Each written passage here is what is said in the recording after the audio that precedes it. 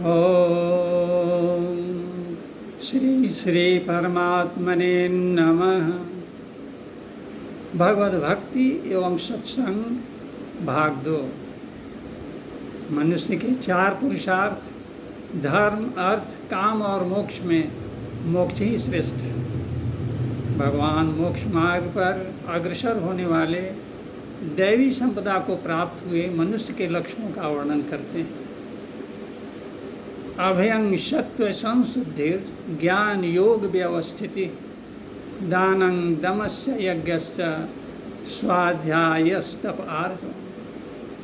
भय का सर्वथा अभाव, अंतःकरण की अत्यंत शुद्धि, ज्ञान के लिए योग में दृढ़ स्थिति और सात्विक दान, इंद्रियों का दमन, यज्ञ, स्वाध्याय, कर्तव्य पालन के लिए कष्ट सहना, शरीर मन वाणी की सरलता, अहिंसा, सत्यम, क्रोधस्त्याग, शांतिर्पैशुनम, दया, भूतेष्वलोलुप्त्वम, मार्दवम, ह्रीर्चापनम।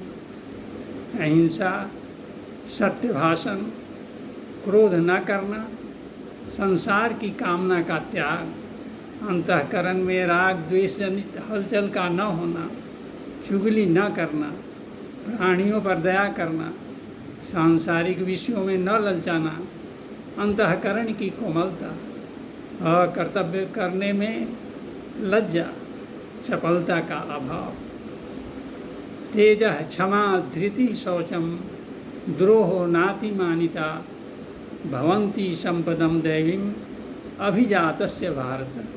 तेज अर्थात प्रभाव, क्षमा, धैर्य, शरीर की शुद्धि, वैर भाव का न होना और मान को न चाहना। हे भरतवंशी अर्जुन, ये सभी दैवी संपदा को प्राप्त हुए मनुष्य के लक्षण।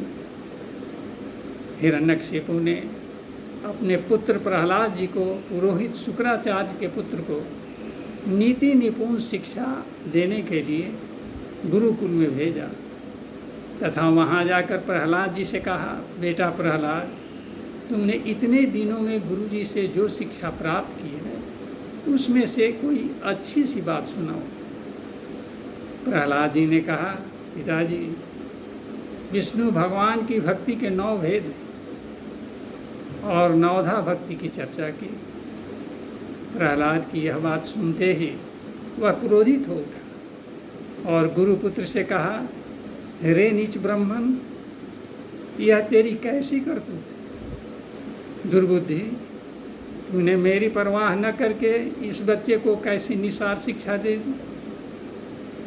गुरुपुत्र ने कहा, इंद्रशत्रु, आपका पुत्र जो कुछ कह रहा है वह मेरे या किसी के बहकावे में नहीं कह रहा।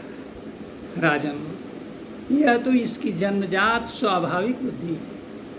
आप क्रोध शांत कीजिए, व्यर्थ में हमें दोष न लगाए।